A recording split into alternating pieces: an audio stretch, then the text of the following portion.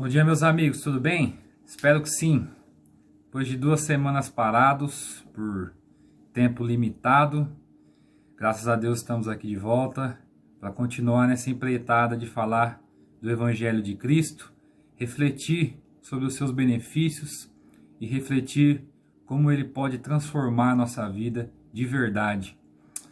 E durante essas 2 semanas aconteceram muitas coisas no mundo que deixaram o mundo de cabelo em pé em muitos aspectos.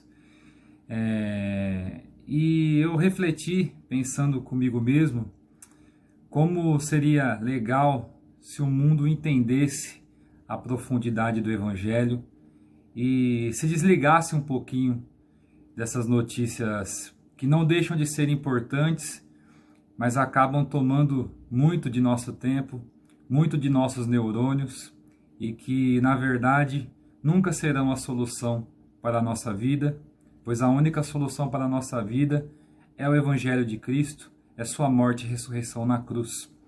E pensando nisso, Deus me levou lá no livro de 2 ao Timóteo, no capítulo 4, no versículo 3, que diz assim: Pois virá o tempo em que não suportarão a sã doutrina. Ao contrário, sentindo coceira nos ouvidos, juntarão mestres para si mesmo, segundo os seus próprios desejos. Eles se recusarão a dar ouvidos à verdade, voltando-se para os mitos. Você, porém, seja moderado em tudo, suporte os sofrimentos, faça a obra de um evangelista, cumpra plenamente o seu ministério. Para quem desconhece essa carta paulina, ela está falando sobre o norte de um bom pastor, o norte de um bom evangelista. Timóteo era um jovem pastor a quem Paulo tinha muita estima e incentivava-o a estar debaixo da doutrina sagrada de Deus e aprender cada vez mais a conciliar a prática e a teoria. E infelizmente estamos vivendo num mundo de total relativismo. Eu já falei isso em alguns vídeos e a gente sente que as pessoas estão cada vez mais desprezando a vontade de Deus e tentando adequar a sua santa vontade às suas próprias vontades.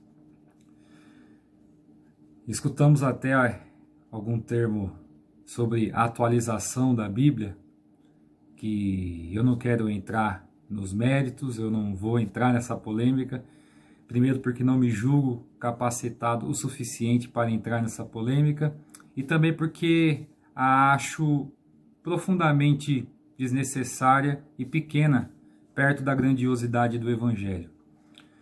Mas isso é só uma demonstração do quanto temos visto pessoas que querem ser maiores do que Deus nos pede para sermos. Deus nos incentiva a amarmos a sua vontade, viver a sua vontade de maneira plena. E para um coração que não está disposto a se arrepender, muitas vezes isso pode soar como uma afronta ou pode haver algum tipo de incompreensão. E é nesse momento que a gente confunde o amor de Deus com o afago. Veja, um pai que ama seu filho, ele não vai só agradar. Justamente por amá-lo, ele vai mostrar para eles os melhores caminhos, mostrar para ele como seria a melhor escolha em cada situação e muitas vezes puxar as suas orelhas por escolhas equivocadas para mostrar para ele que existem caminhos melhores do que os outros. E é justamente isso que a cruz de Cristo nos mostra. Ela nos mostra que lá atrás, com Adão, e Adão sendo a representatividade da nossa vontade, a gente escolheu um caminho errado, que é o caminho do pecado. E a cruz é o puxão da nossa orelha para retornarmos para Deus, e é Deus mostrando que, olha, você errou, mas eu paguei o preço para que você volte para o caminho da retidão, para o caminho para os caminhos corretos. E ao pregar esse evangelho, a gente não pode, de forma alguma, querer modificá-lo a nosso bel prazer. E isso é de suma importância para aqueles que amam a Cristo, que amam a Deus. Qualquer coisa que você tire do Evangelho, que você fragmente do Evangelho, você vai estar tornando o Evangelho naquilo que ele não é. O Evangelho, ele é o presente de Deus personificado na figura de Cristo, e ele já veio completo, nos mostrando o que devemos nos atentar, nos alertar, e principalmente que devemos voltar os nossos olhos para a vontade de Deus. E a gente conhece a vontade de Deus através dessa herança maravilhosa que ele nos deixou, que é a palavra de Deus. Não caia nessa. Muitas vezes a vontade de Deus será incompreensível ao nosso coração pecaminoso, às nossas tendências para a carne, mas lute diariamente contra os seus desejos, contra as suas vontades, e coloque o seu coração cada vez mais nas vontades de Deus. Afinal de contas, ele é a personificação de todas as coisas boas. Ele não é apenas um conselho na hora da angústia, ele não é apenas um conforto na hora da desesperança. Não, ele é a razão do nosso existir. E é através dessa razão que devemos nortear os nossos passos. Não se esqueça que a palavra de Deus, ela é baseada em princípios. A gente sabe que muitas coisas faladas aqui são representações de homens em seus tempos. Mas os seus princípios, as suas premissas, elas são eternas. E elas são sempre corretas. Coloque em seu coração e entenda que o afago, ele muitas vezes é prejudicial. E algo que é prejudicial não pode vir do amor. O amor, ele muitas vezes nos cobrará posturas diferentes, nos cobrará atitudes diferentes.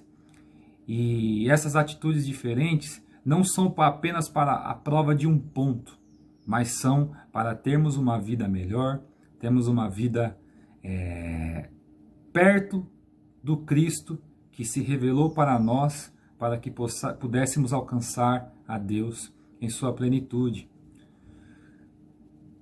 E por último, já que eu comecei falando sobre as notícias que tanto tomaram conta dos noticiários nesses últimos dias, é importante você se manter informado. A informação, ela nos previne de muitas demagogias, hipocrisias e maldades, mas não faça dela a sua principal segurança. Não faça das informações o seu principal norte. Tenha-as como se não abusasse. Coloque em Cristo, coloque em Deus, coloque na Santíssima Trindade a razão do seu existir. Confie na esperança que esse mundo será restaurado pela graça do nosso Deus.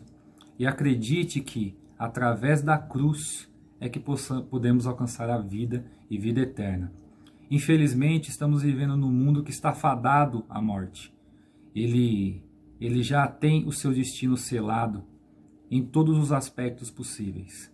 Mas, graças a Deus que nos dá a vitória por meio de Cristo, Ele é a razão do nosso existir. Não deixe as informações tomarem conta do seu coração. Deixe a graça que Cristo te deu tomar conta do seu coração. Ele te ama, por isso Ele não te afagou.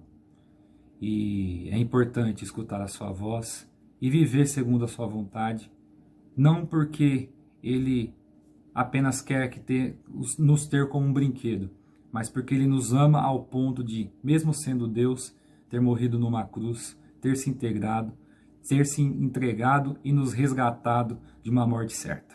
Fiquem com Deus, um ótimo sábado.